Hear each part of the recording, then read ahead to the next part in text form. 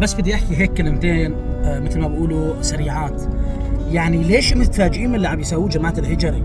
يعني اللي حليفه اسرائيل شو بده يكون؟ هل هو بده يكون من اللي بيحبوا السلام؟ هل هو بده يكون من اللي بيحب نشر السلام؟ اكيد لا.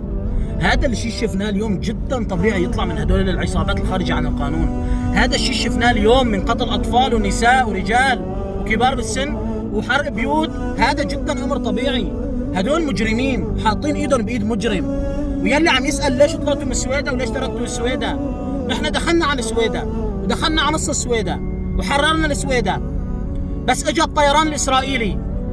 نحن بنعرف كلياتنا سوريا ما عندها مضادات خرج تقاوم هذا الطيران، وبنعرف سوريا هلا بهذا الوضع ما خرجت تفوت صدام مع دول ثانيه، لانه سوريا بحاله استنزاف كانت. وهدول مجرمين، هدول لا عندهم شرف في القتال، بس مستعدين يقتلوا الناس كلها.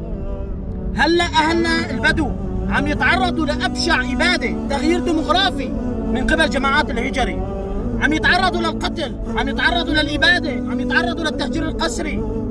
هذا الناس ما بتشوفه، هذا الناس ما بتطلع عليه. طيب ليش؟ ما لكم كيف تحكمون؟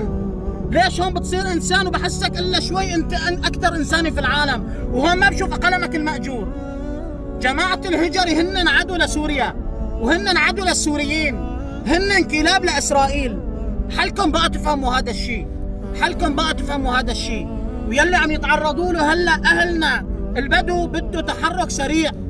انقذوا من تبقى من اهلنا البدو بالسويداء وريفا، لانه اللي عم يتعرضوا له عن جد اباده اباده اباده، ولا حول ولا قوة الا بالله.